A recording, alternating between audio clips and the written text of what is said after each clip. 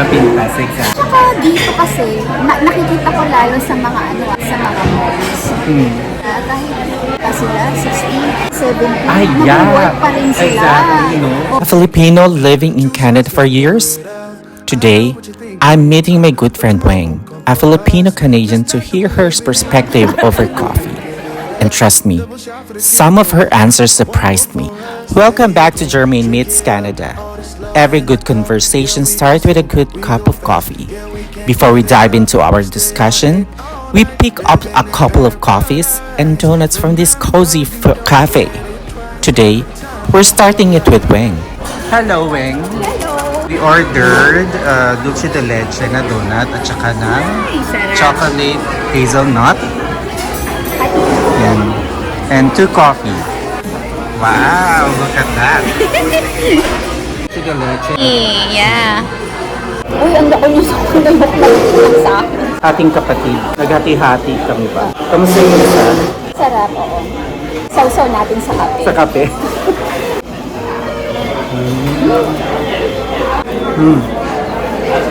Sarap. Sarap, no? Sarap ka. Sarap ng donut nila dito, no?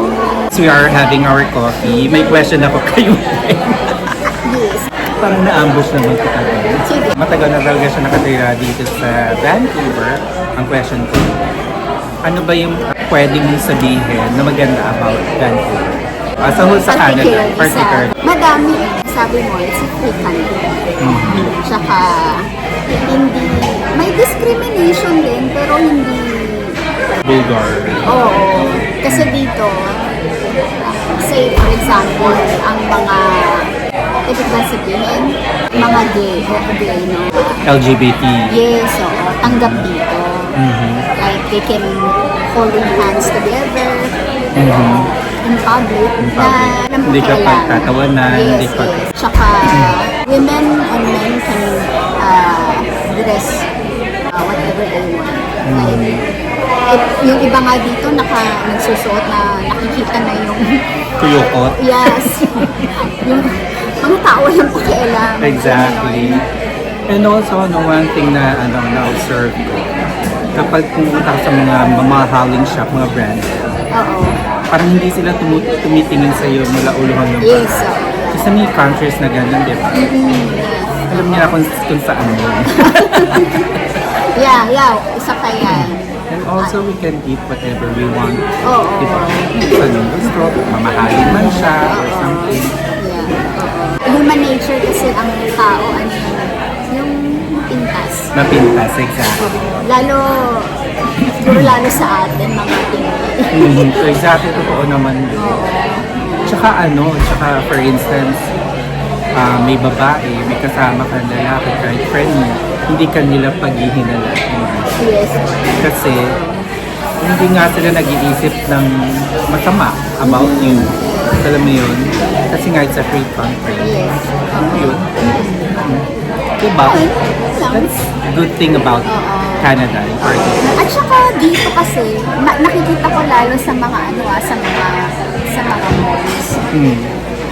Kahit sila, 60 plus, 60 plus. nasa 70, Ay, yeah. nag-work pa rin sila. Exactly, no? Oo, That's how nagtatrabaho amazing, pa rin no? sila.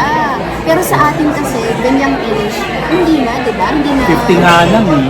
Oh, 50, parang mahirapan ka na magkaroon ng dito, hindi kahit ata anong age mo, pwede, as long as kaya pa ng katawan mo, pwede ka pa rin magtrabaho. like sa Ontario, I heard from my friend na parang 72 years old. Bumalik siya. Nag-retire siya, bumalik siya sa hospital. Tapos nakapagtrabaho. Nakapagtrabaho ka. Oo. Yeah, As long as kaya mo. kaya pa rin ng katawan mo.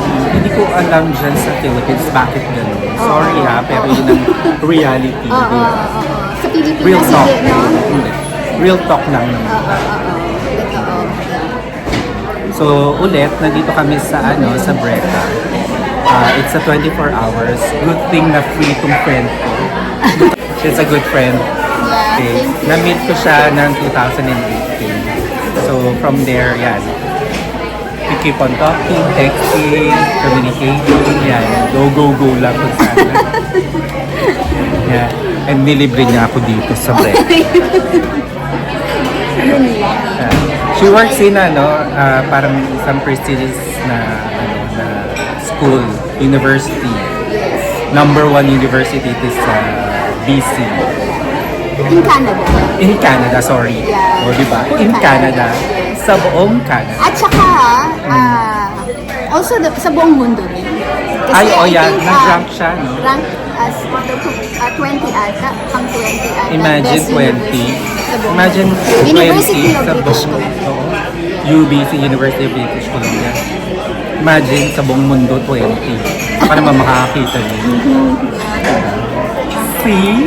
Yeah. So ilang taon na ba yan? I-guess nyo. Comment kayo below.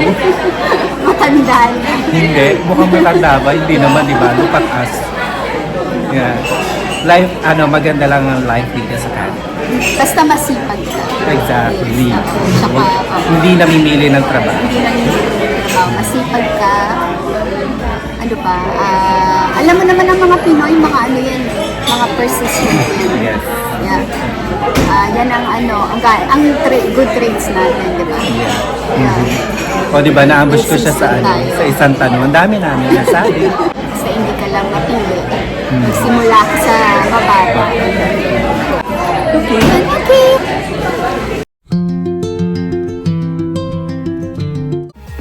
Remember, you don't get it twice. The time of your life.